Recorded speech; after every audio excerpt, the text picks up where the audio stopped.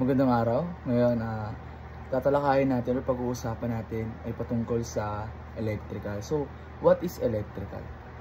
So, ang electrical refers to anything related to electricity, which is flow of electricity, charge, and it involves concepts like electric circuits or voltage, current, resistance, and power. So, the history of electricity is a long and fascinating journey from ancient observation of static electricity to the modern electrical power systems that drive our world today. Kumbaga, ang electrical ay ito yung ginagamit or umiikot sa buong mundo. Kumbaga, ang electricity ay ang dami niyang napapagana. For example, yung ang ating pang-araw-araw na ginagamit, for example, electric fan, ilaw, and then especially yung ating mga ginagamit sa pagtatrabaho. And ginagamit din ito sa commute, and yun, for example, yung train, yung ginagamitan din ng electricity yon. So, who invented electricity? Invented electricity is Benjamin Franklin.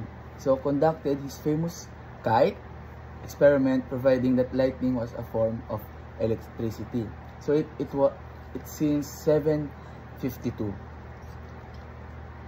So, key components of electrical system. Electricity basics. So, electricity is the flow of electric charge, typically through conductors like wires. It is measured in terms of voltage, so current and resistance and power. Electrical machines or devices. Yung sinabi ko nga kanina, lahat ng ating mga ginagamit ay ginagamitan ng electricity. So like motors, converted electrical energy into mechanical motion. Generators, convert mechanical energy into electrical power. So yung ginagamit ng generators, for example, yung kapag tayo na brown out, like nawalan ng kuryente. So ang generators is nakakatulong or naging advantage para sa atin na kahit walang electricity, bagamat gawa ng generators, it convert mechanical energy into electrical power. So for example, next is transformers, modify voltage levels for efficient transmission and distribution. Next, electronic devices like computers, TVs, and communication system rely on electrical circuits. The example of devices ng electronic devices is our computers, TVs, like I said, and the next one is type of electrical power. So, there are two types of electrical power. Nandito ang direct current and alternative current. So, sa direct current, used in batteries and low voltage applications. Sa alternative current, used for household industrial power distribution. So, ang ating direct component or DC, ginagamitan ito ng mga batteries. So, nakikita natin sa remote and sa ating mga cellphones. Sa mga motor, so like for example, e-bike, mga ganon. Sa alternative current, used for household or industrial, yung mga saksakan, ganyan, or yung kung saan nakakonect ang ating mga electricity. So the next one is electrical safety and challenges. So safety measures, circuit, ito yung ang nakapaloob dito sa safety measures is mga circuits breakers. For example, yung kung saan nakikita natin kapag yung parang plangka, ganyan, pinapatay natin yung switch, ganun. Kung mas mapapadali tayo, ang ginagamitin is circuit breakers para mapatay lahat or hindi natin magamit ang lahat ng electricity. And for safety din yon, for safety purposes, kung bakit binababa talaga yung circuit breakers or ating mga plangka. And then grounding and installation prevent hazard. So yun nga, for safety. So common issues is power losses, short circuits, and voltage fluctuation can be managed with proper electrical design. So the next one is modern electrical trends. So renewable energy, like yung mga ating mga modern, yung mga bago nating ginagamit for electric, o mas mapadali na makakuha tayo ng isang electricity.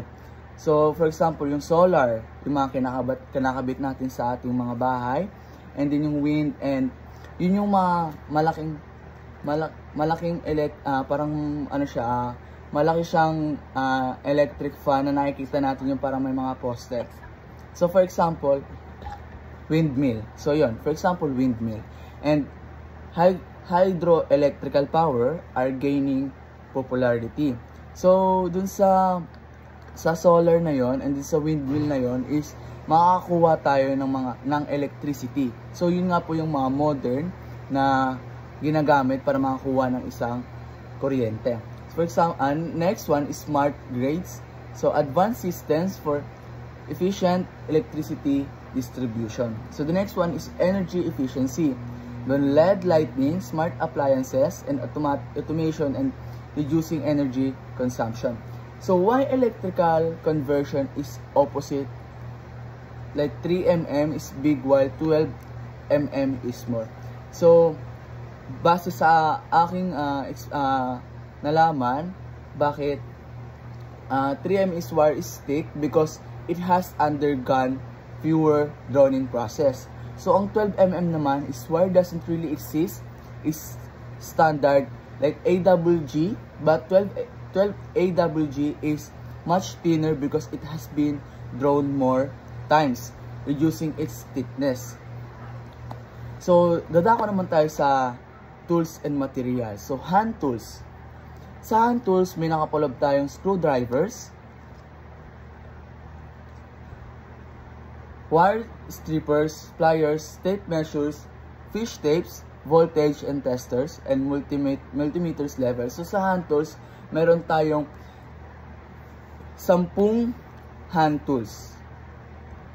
So sa power tools naman, meron naman tayong 3 power tools. Kumbaga,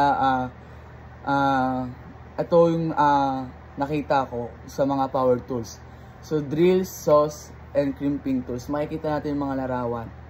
So ito yung mga larawan ng ating tools and materials na ginagamit natin pang araw-araw, lalo na sa mga electricity. Yan. And kung makikita nyo, yan yung mga ginagamit. So combination pliers. Ang combination pliers is these are used to twist or cut, hold, and pick electrical wire or tie or wires. Sunod ay wire stripper.